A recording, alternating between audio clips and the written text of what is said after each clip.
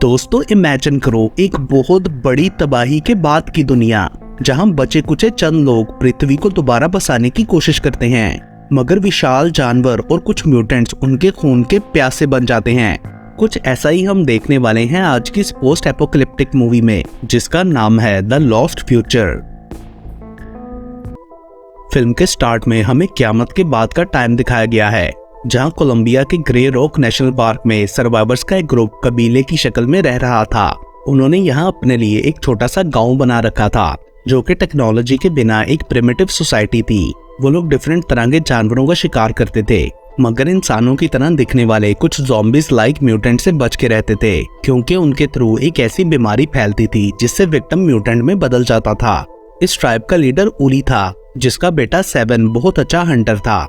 एक दिन शिकार पर 7 बड़ों की बताई हुई जगह से बाहर चला जाता है, क्योंकि उसे लगता था कि गांव के बड़े कुछ ज्यादा ही केयरफुल रहने लगे हैं।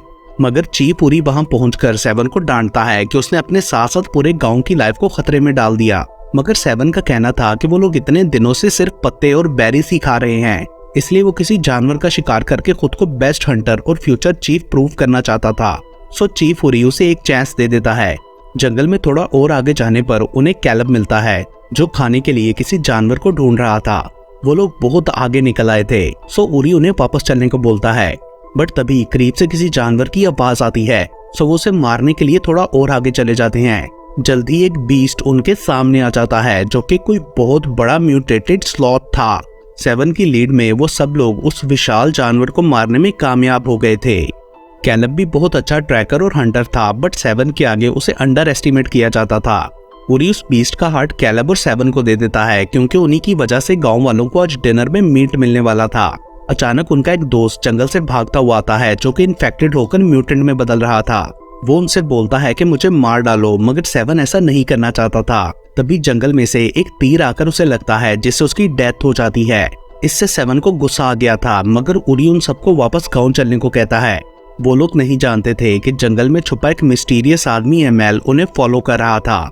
गांव पहुंचने पर 7 की गर्लफ्रेंड डोरल उसके शिकार के लिए तारीफ करते हुए अच्छे से वेलकम करती है। कैलब उन्हें देखकर जेलस होता है, क्योंकि वो डोरल को पसंद करता था। कैलब की बहन मीरू उसकी हालत देखकर उसे और ज्यादा टीज करती है। उरी सब बड़ों से बात करके उन्हें कन्विंस करने की कोशिश करता है कि हमें अपने कबीले को लेकर कहीं और चले जाना चाहिए, क्योंकि म्यूटेंट्स इस एरिया के करीब पहुंच चुके हैं। मगर वो लोग ये कहकर मना कर देते हैं कि हम हमेशा से यहाँ सेफ रहे हैं और जाने के लिए कोई और जगह भी नहीं है, इसलिए उन्हें ये सब कुछ गॉड की मर्जी पर छोड़ देना चाहिए। कैलब बोलता है कि मेरे फादर जैरेट की तरह हमें अपना मुकद्दर खुद बनाना चाहिए, मगर सब एल्डर्स ये कहकर उसे चुप करा देते हैं कि इसलिए तो वो मारा गया। इस बात को तो उरी भी मानता है कि इस जगह से बाहर सरवाइव करना बहुत मुश्किल था। कैलब के फादर जैरेट को लगता था कि बाहर और भी कुछ सर्वाइवर्स होंगे, इसलिए वो उन्हें ढूंढने गया था और फिर वापस कभी नहीं आया। रात को कैलब मीरू से बोलता है कि वो गांव से बाहर जाकर अपने फादर को ढूंढना चाहता है, लेकिन अगली सुबह बाहर जाने पर वो ज्यादा दूर नहीं गया था कि उसे म्यूटेंट्स का एक ग्रुप अपने गांव की तरफ जाता हुआ नजर आता है। सो कैलब भी वापस जाता है उनसे लड़ने के लिए।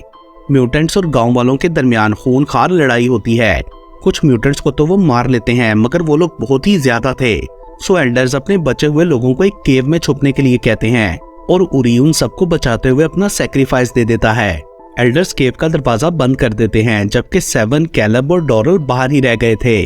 तभी अचानक डोरल पर एक म्यूटेंट अटैक करता है, तो कैलब तुरंत से उसे मारकर डोरल को बचा लेता है।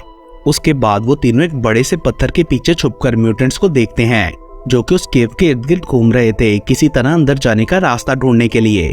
7 को लगता था कि इन्हें डिस्ट्रैक्ट करके इन पर अटैक करना चाहिए, बट कैलब कहता है कि हमें जाकर कोई हेल्प ढूंढनी चाहिए, जिससे डोरल भी एग्री करती है। वो 7 को समझाती है कि यहाँ रहे तो मारे जाएंगे। सो वो तीनों उस एरिया से बाहर आ जाते हैं। थोड़ा आगे जाकर नदी पर कुछ देर के लिए वो लोग रुकते हैं, जहाँ एमएल उन्हें फिर से छुप के देख रहा था। 7 को कैलब के बैग में एक बुक मिलती है, तो वो पूछता है कि ये क्या है, जिस पर कैलब बताता है कि ये मेरे फादर पुरानी दुनिया से लाए थे और उन्होंने इससे मुझे पढ़ना लिखना सिखाया। पूरे कबीले में और कोई भी पढ़ना नहीं जानता था।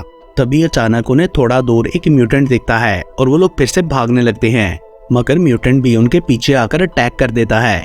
7 उसे देखते ही शॉक में आ जाता है, क्योंकि वो उरी था।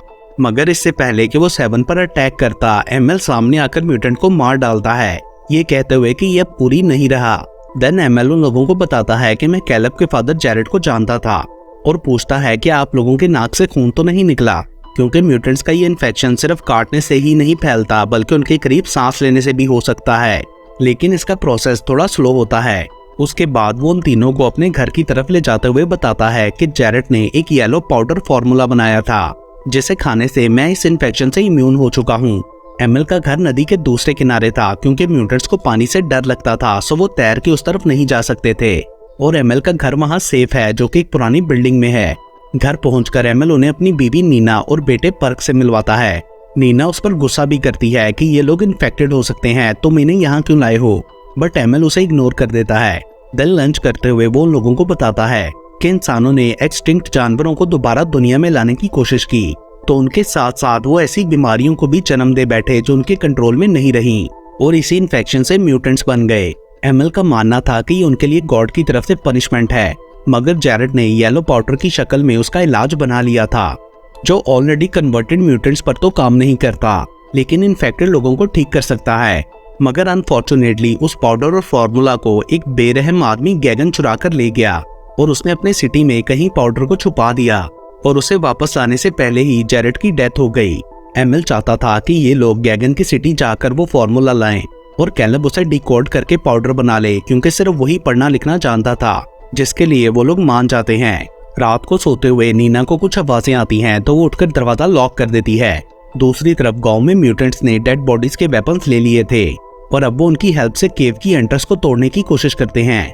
मीरू का ख्याल था कि उन्हें म्यूटेंट्स का मुकाबला करने के लिए कुछ करना चाहिए, बट सब एल्डर्स बोलते हैं कि हम कुछ नहीं कर सकते, हमें सिर्फ प्रे करनी होगी। बट एक आदमी रेमी उनकी बात नहीं मानता और पीछे की साइड से छोटे छोटे पत्थर हटाना शुरू कर देता है।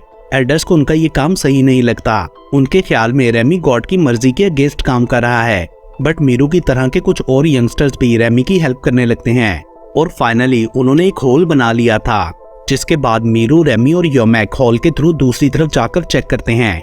वहाँ एक छोटी सी टनल थी जिसमें पानी भरा था और ठंडी हवा भी आ रही थी।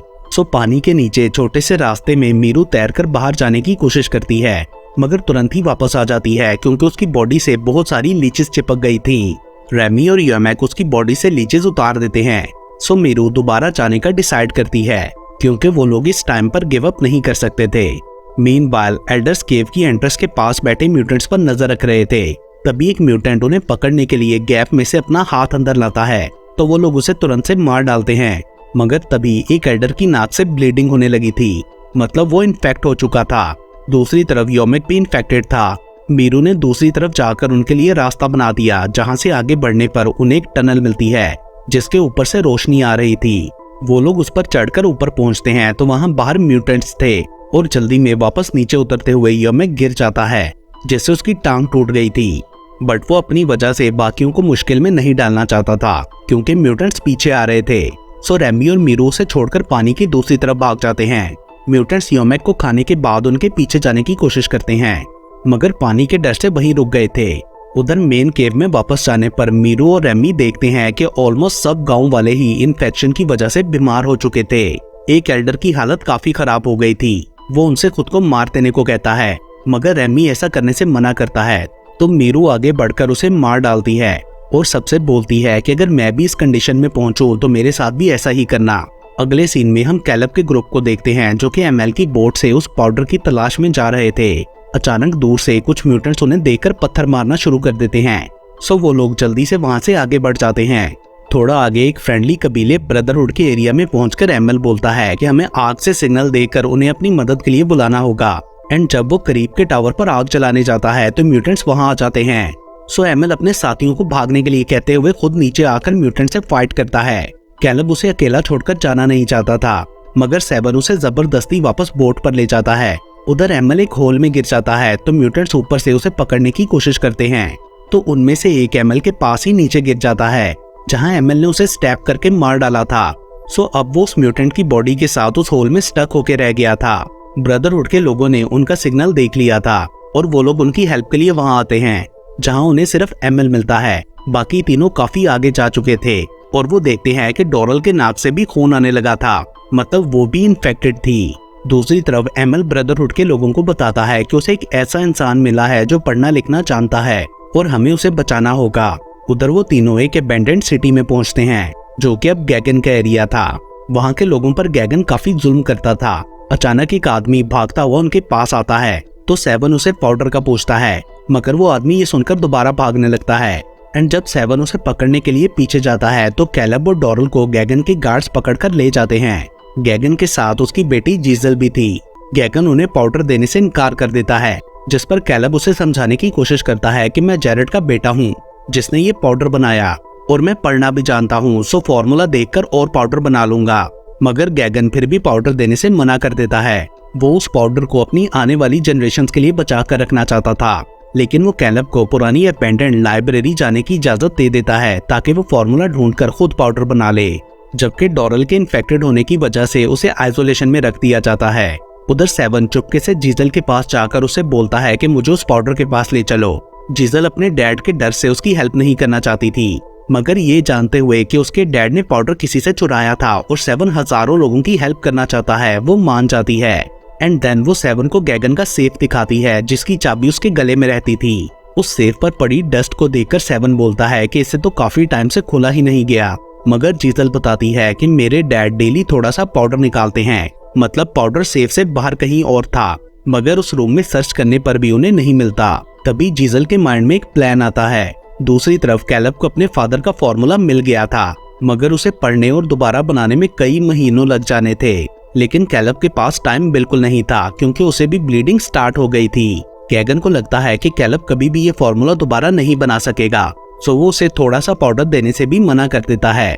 तभी जीजल वहां आकर बताती है कि कोई पाउडर चुराने के लिए रूम में घुस गया है। ये सुनते हुए गैगन जल्दी से उस रूम में जाता है, मगर वहां कोई नहीं था। सो वो पाउडर को चेक करता है जो कि सेफ था, जिससे वहां छुपे सेवन को पाउडर की जगह पता चल जाती है जो कि दीवार के अंदर फ्लैशलाइट में था। एंड देन सेवन गैगन पर जंप करके उसे बेहोश कर देता है और इससे पहले कि वो उसे मारता, जीजल उसे रोककर थोड़ा सा पाउडर दे देती है, जिससे सेवन खुद को ठीक करने के बाद डॉरल के पास जाकर उसे भी ठीक कर देता है। उसके बाद जीजल उन्हें फ्लैशलाइट देते हुए बोलती है कि जेरेड के काम को आगे बढ़ाते रहना, सारा पाउडर फ्लैशलाइट में ही था।